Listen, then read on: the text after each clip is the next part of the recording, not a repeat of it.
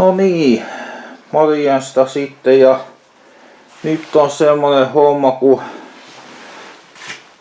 oli se semmonen takaisku, että tästä juuresta halkesi tää hehkulampun lasi, joten tätä ei voinut enää käyttää, niin minä katoin tuolta jostain semmosen palaneen hyvin samannäköisen hehkulampun, jonka sit laitoin tohon, kiesin varoen kiinni.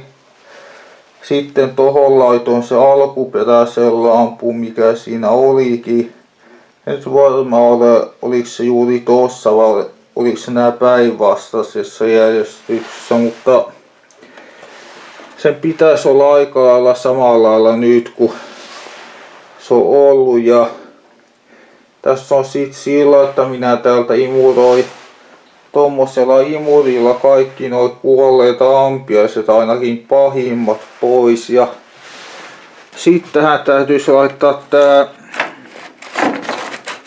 itse kun nää painaa yllättäen paljon nää kuparisäijien johtimet. Sitten tässä olisi semmonen, että voi kyllä. Pitäis tää laittaa vielä paikalle.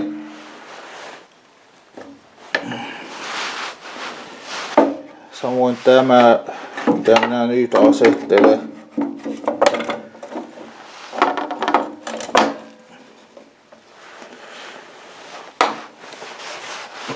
Koitetaan, jos saatais se siihen jokseenkin asettumaan.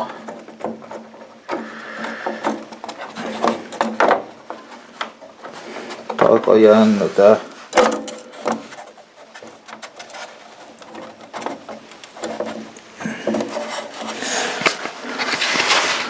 Onko se muuten ollut?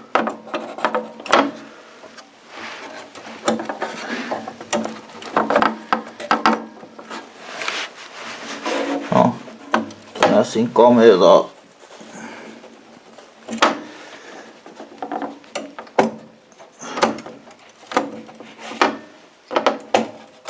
No nyt se on siinä kohdillaan. Toi pitäisi olla sen, eli näytetäs täältä. Se on aika lailla ollut siis tollain tossa toi sulaketta ollut ulkonäkö sisältä päin. Ja nyt siitä enää puuttuu yksi asia. Nimittäin tämä puuttuu tästä näin. Ja tähän nyt jotenkin, miten tää nyt tässä on ollut sitten, ei oikein aavistusta, mutta olisiko tää ollut tää, ei ihmeessä se on siinä ollut muuten.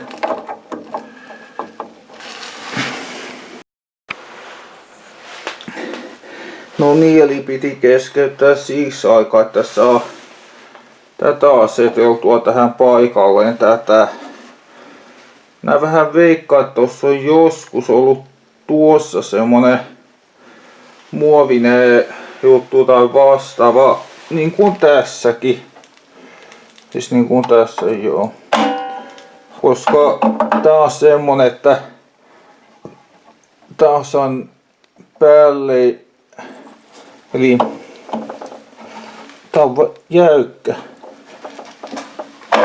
Tosta päälle ja pois päältä.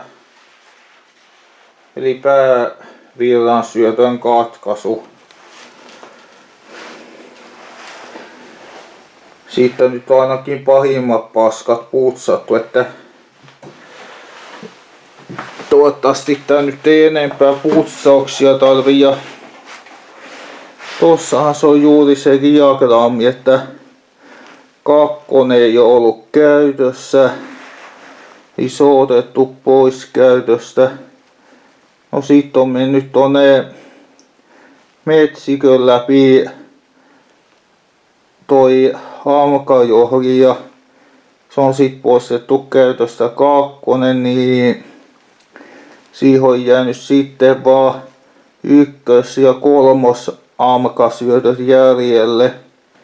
Mutta onko tässä sit ollut joku kytkemättä jäänyt tai joskus ollut kytkettynä 4.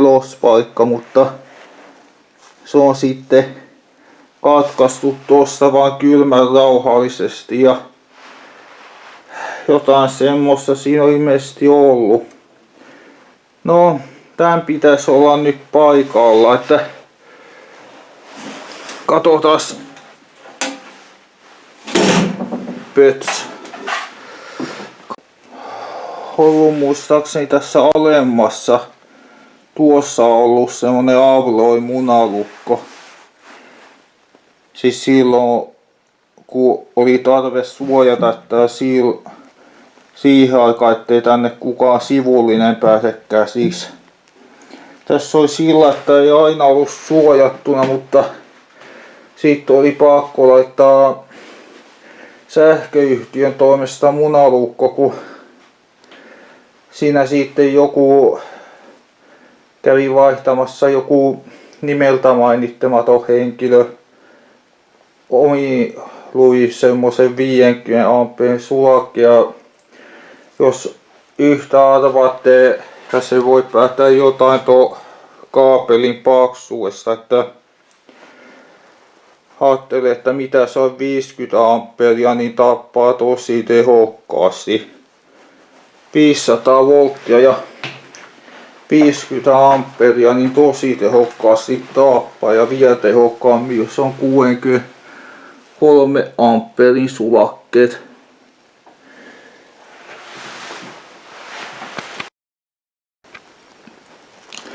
Piti näyttää vielä, että tässä tää kuparinen on värikoodi semmoselle kuin 63 amperin sulakkeelle.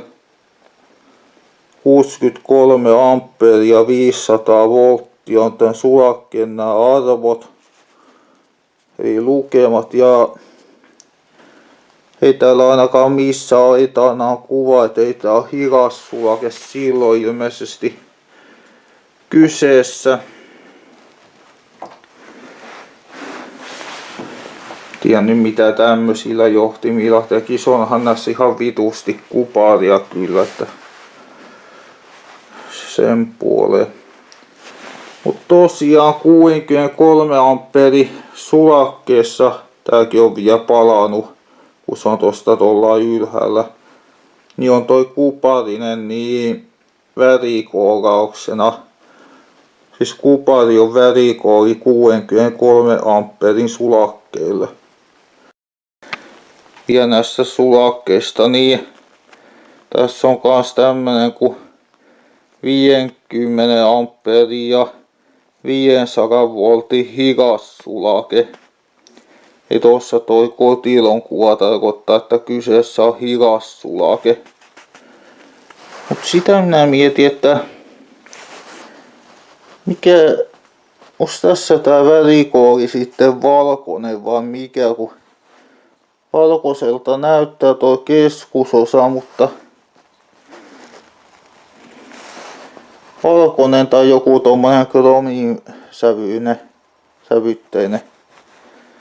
Vaikea sanoa, täytyy jostain tarkistaa. Samoin täytyy jostain tsekata, että mikä on 35 amperin sulakkeessa ollut se värikooraus.